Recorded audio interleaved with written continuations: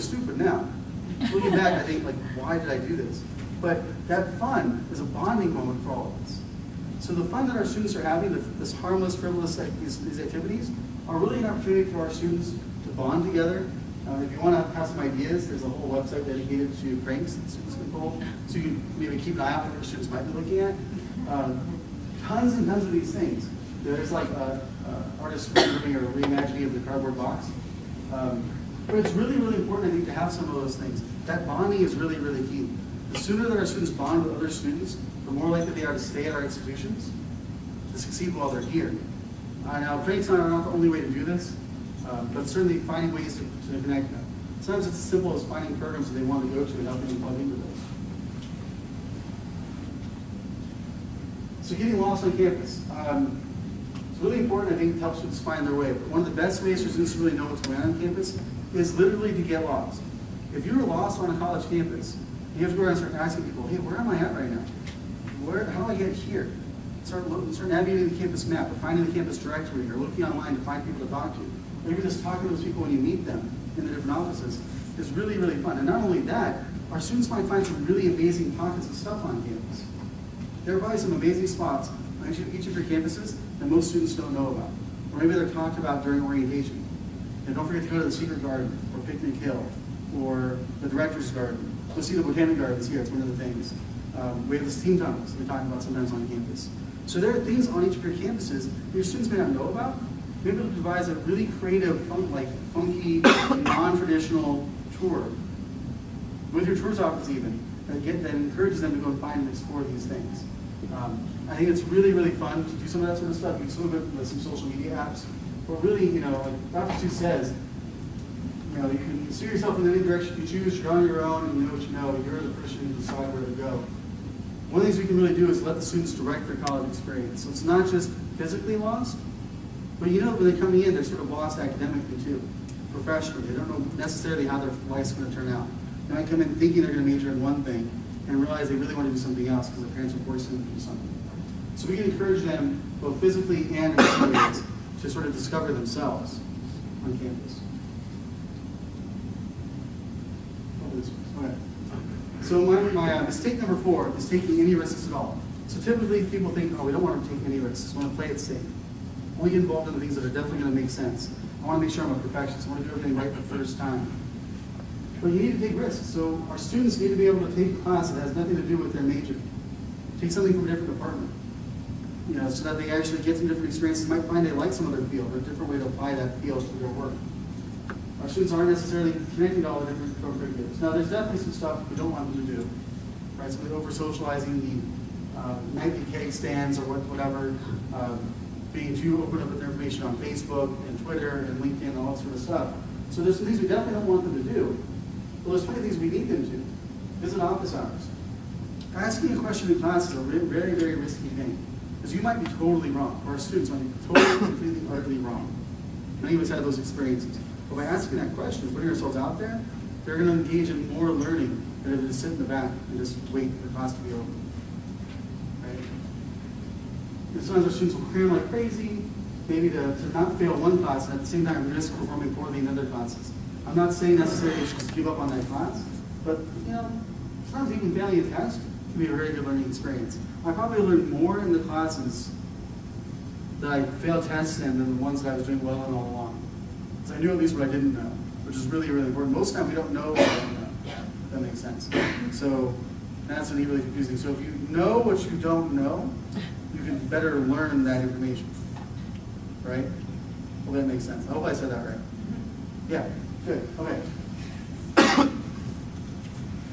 So mistake number 5, making the most of the college experience. You probably think this doesn't even sound remotely like a mistake or a mistake.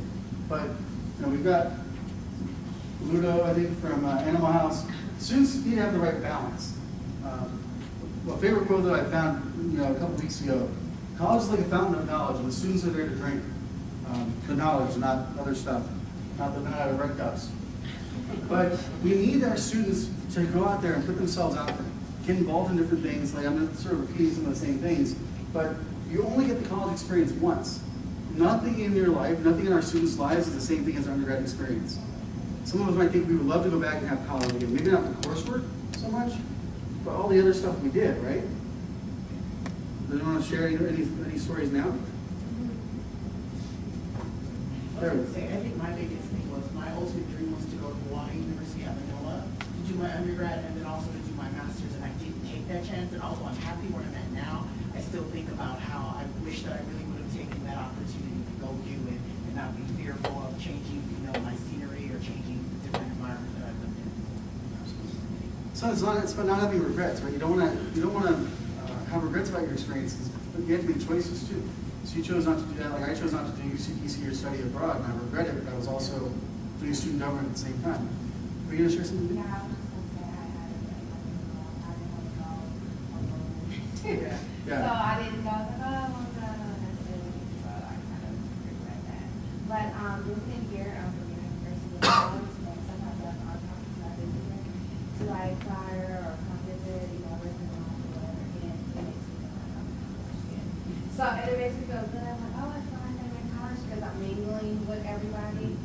And sometimes it's not in class, but just being around. That's the best thing about working with college students. So we get to basically be in college all the time, but not go to class. And we get paid to not go to class, which is awesome, right? So I bet you all of our students would love to have our jobs in many respects.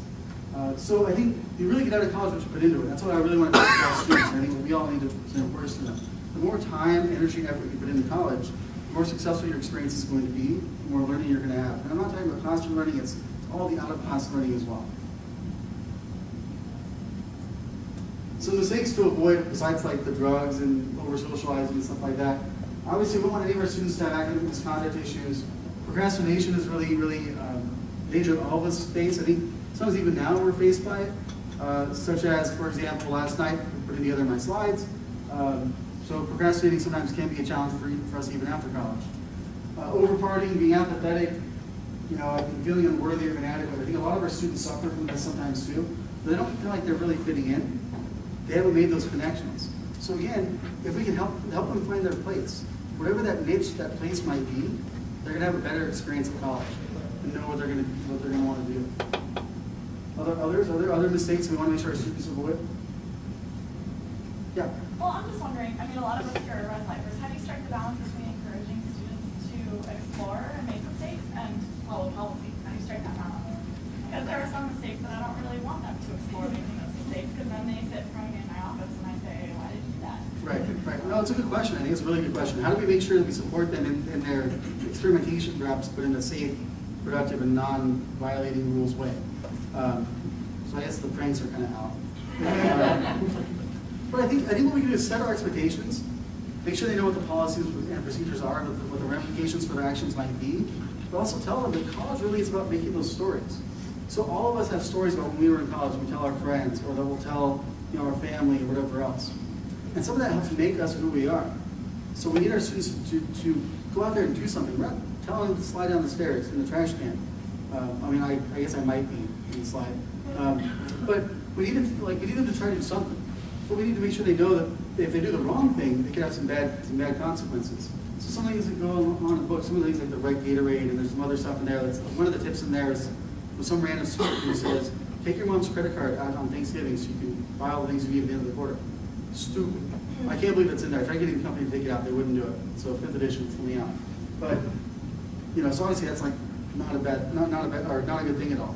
But our students need to know how to digest all the information coming in at them and making their decisions for them.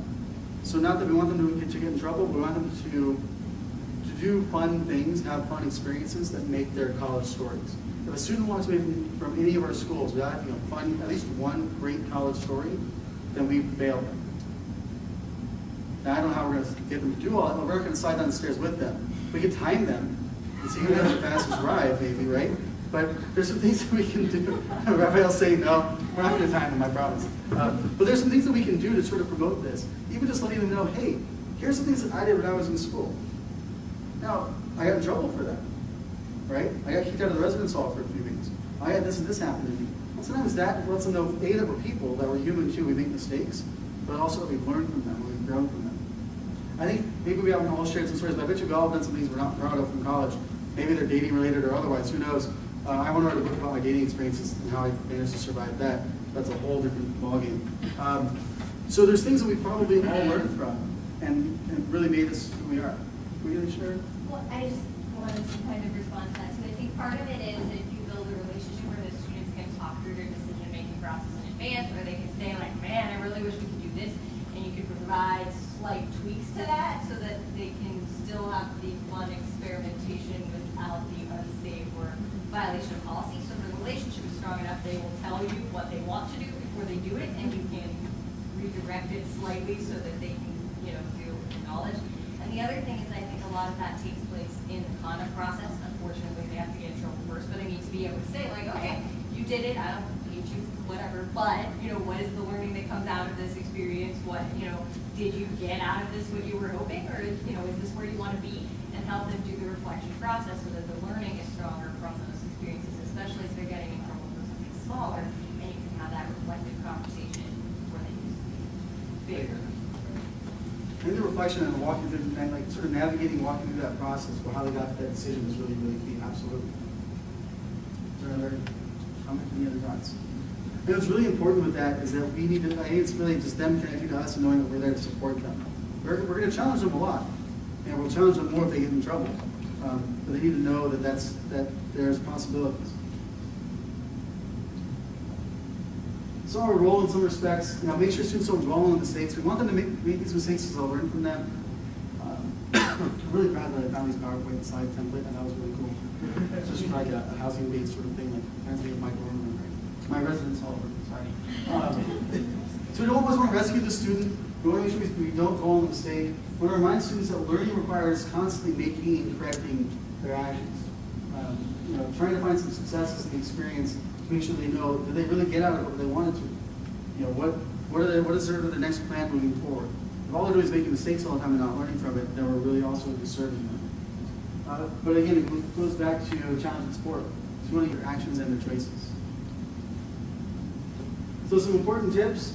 Students shouldn't be afraid to make mistakes, and we have to be willing to let them. So college is about whether to make the right choices, and each person has to make their own. And there's no one right way to succeed in college. So we should support each student differently. That's sort of what I'm suggesting. My contact information, I'll totally have some time for questions, and I can share more stories. I can totally read you some other stupid things I did if you want. So any questions about this or thoughts? Or we go out there and make some mistakes, or support our students to make some mistakes? Anyone have a specific mistake they want to try and encourage their students to make? Oh, that's early. It might just be me. Every time I say this, I have it's such a thing. I would say take a random class, because I know that me was a mistake. Like, I thought I wanted to be a psych major, and I got the Psych 100, and it was like, whoa, this is deep. Like, there was a lot of information, a lot of theories and stuff, but I was like, whoa, but I learned a lot from that because it really set me up with the prospect that there might be a class in my profession that may be like this, so I need to be up to par with studying, et cetera, et cetera. So I encourage you to just take any class. You may not know what you may learn from it. So.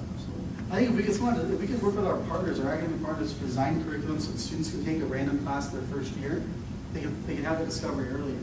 That's not, especially in the science and engineering areas, the course schedule is really, really rigid. There's no flexibility. So we can somehow structure that. That's really important. And I think students are afraid. If they take a random class, they're worried they're going to fail. Because random class is not in their area of interest. We need to make sure they know that it's okay. Take it. You'll learn it. You'll learn from it. Very good. I would say reach for the unattainable, apply for a job that you don't think that you can get, or apply for a class that you don't think you can get, or whatever, and maybe you'll succeed, or maybe you'll at least grow from that experience. Yeah, I think that's good for jobs, for scholarship applications too. You don't want to apply for a scholarship that's for left-handed truck drivers that leave baskets unless you happen to fall into those categories. There's a lot of scholarships that students don't apply for because I think they're sort of on the fringe of eligibility. I tell students to go for it. If you're even remotely qualified, go for it, see what you get. Absolutely, same thing. Cool. Well, as I mentioned, I'll totally take some more questions. I do have copies of the book for everyone, and I will autograph them in fun and interesting ways. Then you go back and take that. And then if you want to put your business cards in the fish bowl, or the Tootsie Roll bowl, there's no Tootsie Rolls, sorry. My students ate them. Then I'll do a drawing and you'll get a discount for booking. Cool, thank you all. Make some mistakes.